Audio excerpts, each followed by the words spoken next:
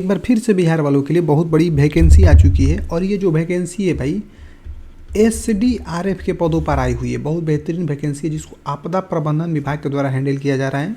तो इसमें यदि आप देखेंगे ध्यान से तो बहुत बेहतरीन भर्ती है। इसमें 118 पद है, ठीक है। विज्ञापन संख्या आपको यहाँ पर मिल जाएगा देखने के लिए। और भी यदि हम लोग बात करेंगे एक एक चीज़ को स्टेप बाय स्टेप हम आपको दिखा रहे हैं। एसडीआरएफ के पदों पर वैकेंसी आई है, उसका जो है मतलब रिक्ति यहाँ पर दिया गई है कि इसमें कितना रिक्ति है। यहाँ पर देख सकते हैं रसोईया में 9 पद हैं, ठीक है। इस तरीके से आरक्षित श्रेणी में 2 है, आर्थिक रूप से जो कमज़ोर है उसमें 1 है। इस तरीके से ये पूरा डिटेल दिया गया, आप लोग इसको देख लीजिएगा, ठीक है। अंतिम में जो मतलब यहाँ पर 118 सीट तो हो ही जाता है।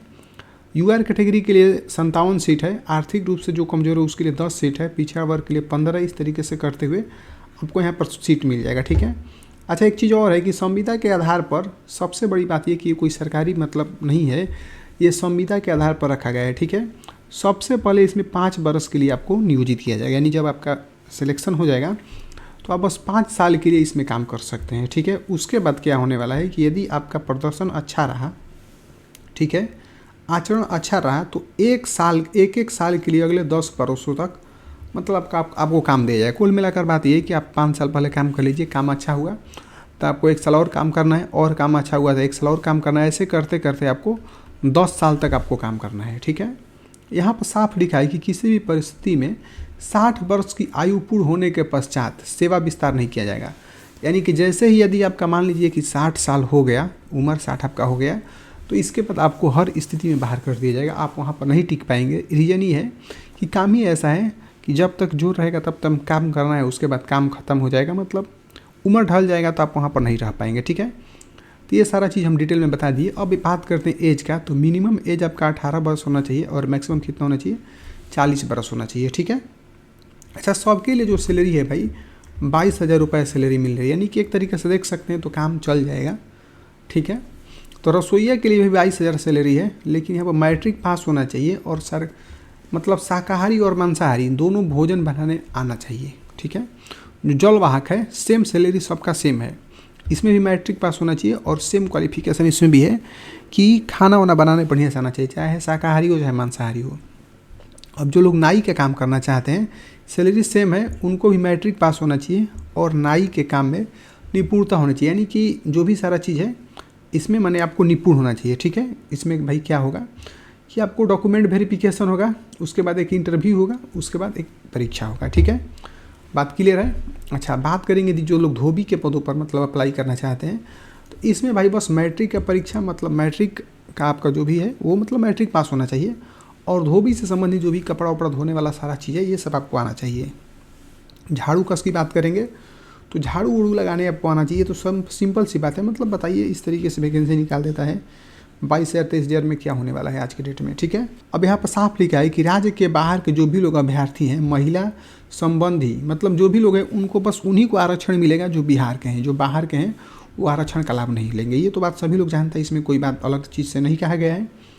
अच्छा, रही बात सबसे खास बात यहाँ पर तब शुरू हो जाती है जब आवेदन शुल्क की बात करते हैं, तो मात्र 100 रुपया लग रहा है, ठीक है। लेकिन यहाँ पर देखिए ऑफलाइन ये फॉर्म भाई ये फॉर्म जो है ऑफलाइन है, ऑनलाइन है, ये इस चीज़ को भी याद रखना है, ठीक है। तो ऑफलाइन फॉर्म को भरेंगे कैसे, ये चीज़ आपको जानना पड़ेगा। तो 100 रुपये का बैंक चेक लेंगे या डिमांड ड्राफ्ट लेंगे या पोस्टर डालेंगे, कुछ भी आप लोग को लेना पड़ेगा, ठीक है। एसडीआरएफ के नाम से आवेदन पत्र में मतलब संलग्न करना है, यानी जब इसका फॉर्म भरेंगे हम नीचे आपको बताएंगे कि फॉर्म कैसे भराएगा। तो वहाँ पर आपको क्या करना है कि ये जो एसडीआरएफ है इसी के नाम से आपको क्या करना है, ड्रॉप प्रूफ बनवाना है, ठीक है।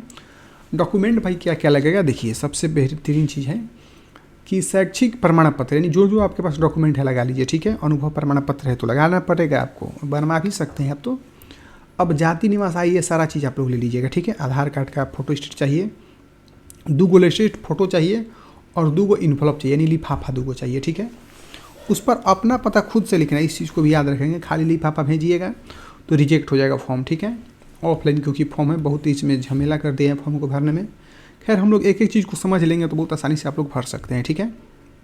अब देखिए यहाँ पर भर्ती को मतलब फॉर्म को भरते समय अभ्यर्थी को अपने ही लिखावट में फॉर्म को भरना है। ऐसा नहीं है कि मान लीजिए कि राइटिंग थोड़ा ख़राब है तो दूसरे से भरवा लीजिएगा, नहीं, अपने से खुद भरना है, ठीक है। थोड़ा आराम से भरिएगा, अपने से भरना है।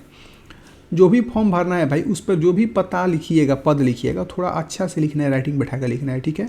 मोटा मोटा लिखना है, यानी बेहतर तरीका से। ठीक है, यहाँ पर कह रहे हैं कि आवेदन जमा करने की तिथि के पश्चात कोई भी आवेदन स्वीकार नहीं किया जाएगा, यानी कि आप लोग जल्दी से जल्दी इस फॉर्म को भर के वहाँ पर भेज दीजिए। हम बताने वाले हैं कि कहाँ पर इस फॉर्म को भर कर भेजना है। ठीक है, अब देखिए कि जो भी उम्मीदवार होंगे भाई, सबसे पहले इंटरव्यू का जांच होगा।